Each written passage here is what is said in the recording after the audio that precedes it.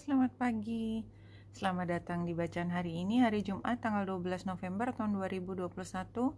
Selamat datang di bacaan harian, bacaan umum untuk semua zodiak. Ambil hanya jika resonate, silakan lihat description box di bawah video ini untuk rangkuman bacaan hari ini. Kita lihat tema hari ini adalah ketika bulan melewati Jupiter dan Jupiter sedang square dengan matahari. Dan itu karena kita lihat ini bacaan harian, berarti fokusnya ada di bulan masih ada di Aquarius.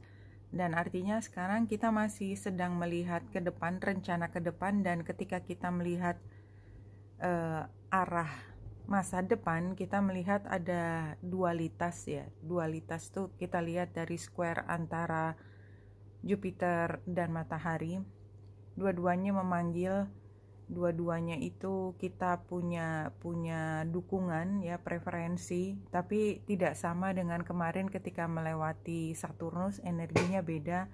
Ini adalah lebih kepada pendekatan apa yang kita ingin ambil, atau kalau konteksnya orang, siapa yang kita lebih dukung.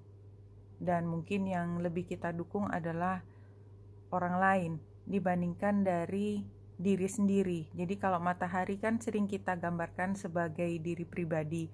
Jupiter itu pasangan kita, jadi orang lain tapi yang sangat dekat di hati. Jadi mungkin pada hari ini kita akan condong pada apa yang diminta orang lain, ekspektasi orang lain, atau bos kita. Orang lain itu bukan sembarang orang ya.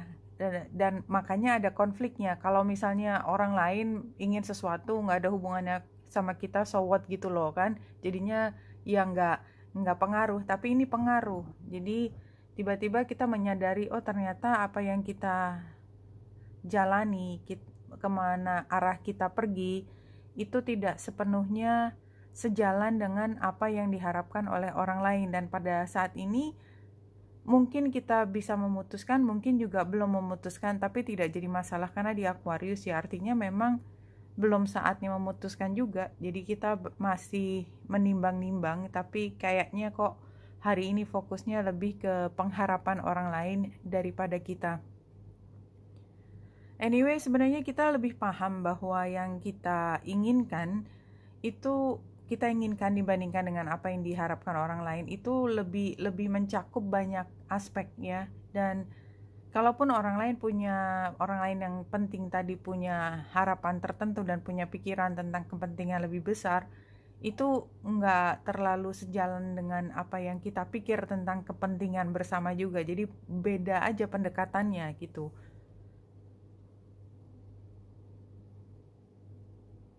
Iya, sehingga memang kayaknya harus memilih salah satu karena ini saling bertabrakan. Anyway, dua-duanya itu sangat melekat di hati. So, kalau saya pribadi bilangnya lebih baik menunggu beberapa saat. Tidak semua harus diputuskan sekarang. Tapi yang perlu kita ketahui adalah apa sih sebenarnya dorongan utama dari kita, karena sebenarnya semesta juga ingin mengarahkan kita untuk berpikir tentang diri kita lebih daripada pengharapan orang lain, which is mungkin pada saat ini buat beberapa diri kita sama dengan pengharapan orang lain yang berkonflik, dan mungkin kita dengan serta-merta agak ndelit apa yang sudah pernah jadi impian kita. It's okay juga, karena semua selalu ada timingnya ketika kita akan dikembalikan ke track lagi. So it's okay, take your time ya, karena sebenarnya kan kita confused ya, kita sebenarnya memang belum bisa memilih. Karena apa? Karena memang masih banyak yang kita perlu pelajari. Belum tentu ini kita belum mengerti masalahnya, tetapi lebih memahami apa yang di dalam hati kita. Jadi kita sendiri belum terlalu yakin dengan keputusan kita, but it's okay ya, take your time untuk belajar, karena pada saatnya nanti kita akan juga yakin dengan apa yang menjadi pilihan kita, apapun itu. Dan itu terkait dengan cultivating prosperity, artinya pilihan ini ada karena kita udah pernah bekerja keras dan udah sampai di tingkat ini. Dulu bahkan pilihan ini nggak pernah ada gitu. Jadi baru sekali ini seperti melihat, oh ternyata saya bisa melakukan hal yang lain gitu. Dan dulu tuh kan kita lihat preparation, prayer, sacred ritual, artinya kan kita udah bekerja keras di masa lalu untuk sampai kita bisa lari jauh ya, assistant control dan gambarnya kuda ya. Ini lend you the power to go the distance. Jadi memang sebenarnya kesempatan untuk pergi ada, tapi ada hal lain gitu ya kalau penggambarannya. Dan karena kartu ketiganya itu adalah the hungry ghost, obsession, scarcity, attachment. Jadi kayaknya memang ini hal yang besar. Apapun pilihannya selalu mengandung konsekuensi yang tidak disukai. Tapi kan selalu itu kan, artinya selalu ada timbangannya, baik buruknya, keuntungan kerugian selalu ada. Buat beberapa, kalau memilih untuk menjalani kehidupan impian pribadi yang itu artinya menjauh dari kelompok yang disayangi, itu kan konsekuensinya kita akan kehilangan kedekatan tersebut. Tapi kalau kita memilih yang di sini ya, dan melepaskan impian kita, artinya kita juga akan selalu bertanya-tanya, wondering gitu, apa yang akan kita lakukan kalau kita memilih sebaliknya.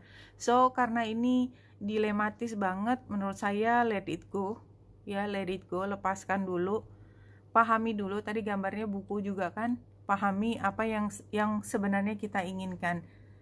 Akhirnya gambar The Empress ada di sebelah kiri. Kalau menurut saya ini menunjukkan bahwa kita bisa memiliki semuanya, dan oleh sebab itu jadi konflik.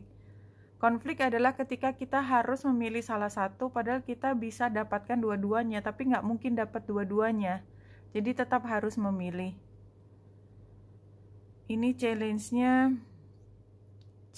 adalah sebenarnya kita udah tahu sih apa jawabannya ya. Kita udah tahu apa yang kita pilih tanpa harus berpikir panjang. Cuman itu tetap masih berkonflik ya, karena kita merasa bahwa kita masih terikat, entah janji, entah kontrak, entah apapun.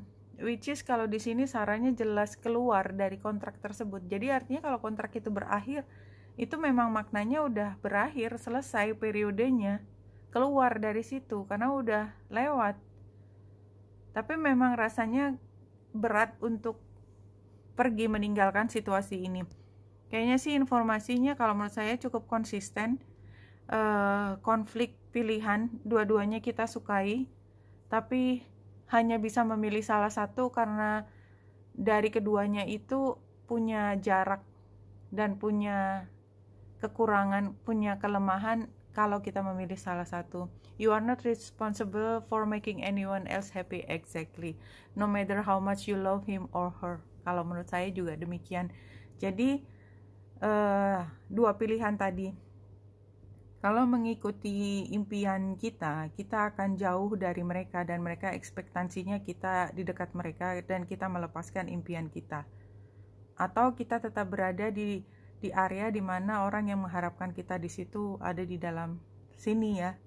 Tapi kita melepaskan impian kita.